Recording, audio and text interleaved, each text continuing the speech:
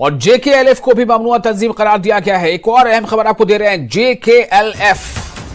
JKLF को भी ममनुआ तंजीम करार दिया गया है। यासीन मलिक धड़े पर कार्रवाई, यानी JKLF Jammu Kashmir liberation front का जो यासीन मलिक का जो अपना धड़ा है, यासीन मलिक धड़े पर कार्रवाई की गई है।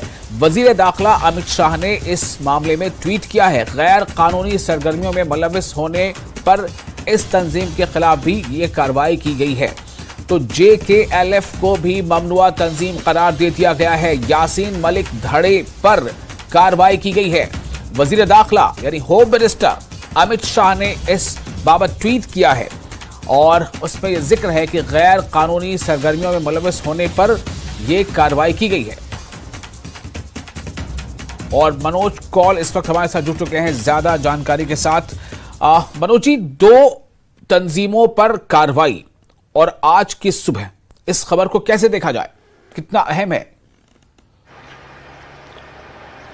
देखिए विशाल, ये जो दोनों तंजीमें हैं, जहाँ तक जम्मू कश्मीर पीपल्स लीग का ताल्लुक है, उस पर 5 साल के लिए बैन लगाया गया है। उसके 4 गुट हैं जिसमें जिन पर बैन लगाया गया है और ये कहा गया है कि ये जो तंजीमें हैं ये टेरर को बढ़ावा देने के लिए, दहशतगर्दी को बढ़ावा देने में मुलव्विस रही हैं, इसलिए इन पर बैन लगाया गया है और मुल्क दुश्मन सरगर्मियों में भी ये मुलव्विस पाई गई हैं। और साथ ही जो जम्मू कश्मीर लिबरेशन फ्रंट है उसको पहले ही बैन कर दिया गया था और उसका जो बैन है और 5 साल के लिए बढ़ा दिया गया है। तो ये एक ऐसा कदम है जो कि हमने देखा कि जो केंद्रीय सरकार हो या यहाँ की जो LG एडमिनिस्ट्रेशन हो, तो कोशिश ये है कि जो टेरर नेटवर्क है उसको ख़त्म किया जाए। हमने देखा कि जितने भी चाहे जो ऐसे संगठन हैं जो इस चीज़ में लुट पाए गए हैं कि वो आतंकवाद को फ़रोग दे रहे हैं, आतंकवाद को बढ़ावा दे रहे हैं या जो देश के खिलाफ जो सरगर्मियां हैं उनमें मुलव्विस पाई गई हैं, तो उन पर उनको बैन किया गया है, जिसमें जमात इस्लामी भी शामिल है। तो लगातार कोशिश सरकार की है कि जहां टेररिस्ट जो हैं उनको मार गिराया जाए, लेकिन साथ ही जो उसका पूरा नेटवर्क है, जो भी उनके मुआविन है, जो भी उनको मदद करते हैं, मददगार उनके हैं, उन पर भी शिकंजा कसा जाए। और उसी पॉलिसी के तहत आज जम्मू कश्मीर पीपल्स लीग जो है उसके जो 4 गुट हैं उन पर बैन लगा दिया गया है 5 साल के लिए। तो कोशिश सरकार की यही है कि जहां टेररिस्ट को मार गिराया जाए वहीं एक ऐसा माहौल पैदा किया जाए ताकि और टेररिस्ट ना बने। जो मिलिटेंसी है, मिलिटेंसी बिल्कुल जड़ से ख़त्म हो और जम्मू कश्मीर में अमन अमान हो। तो उसी के चलते ये सब कार्रवाई की गई है। जी विशाल जी, आप मनोज जरा JKPL के बारे में थोड़ा सा और बताएंगे हमारे दर्शकों को कि JKPL जो ये तंजीम है ये मतलब अब तक का क्या इसका सफर रहा है, किस तरह से ये एक्टिव रही है?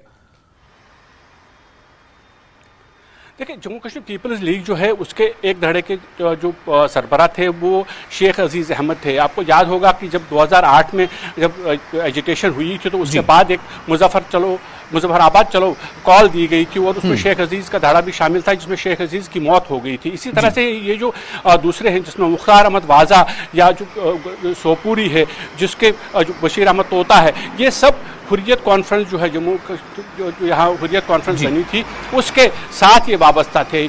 हालांकि जो मीरवाइज का ग्रुप है उसके साथ इनका ताल्लुक रहा है। हालांकि हुर्रियत कॉन्फ्रेंस को भी बैन कर दिया गया है और उसके साथ साथ जो भी छोटे छोटे गुट उसके साथ मिले हुए हैं, जिसमें जम्मू कश्मीर पीपल्स लीग भी था, तो उसको भी आज एक ऑर्डर करके 5 साल के लिए बैन कर दिया गया है। और ये बताया गया है ऑर्डर में बाकायदा कि ये जो तंजीमें हैं, ये जो ग्रुप हैं, ये कोशिश ये कर रही थी कि जो देश के खिलाफ उनकी जो वो जंग की कोशिश कर रहे थे, आतंकवाद को फरोग दे रहे थे, तो एंटी नेशनल एक्टिविटीज उनकी जो है उनमें लुप्त पाया गया है, जिसकी वजह से आज इस सरकार ने फैसला किया है कि जम्मू कश्मीर पीपल्स लीग के जो 4 गुट हैं उनको 5 साल के लिए बैन कर दिया जाए। और साथ ही ये एक और जो ट्वीट भी आया, एक और ऑर्डर भी आया, जिसमें JKLF का जो बैन ऑलरेडी था उसको 5 साल के लिए बढ़ा दिया गया। बहुत शुक्रिया आपका मनोज, तमाम जानकारी के लिए।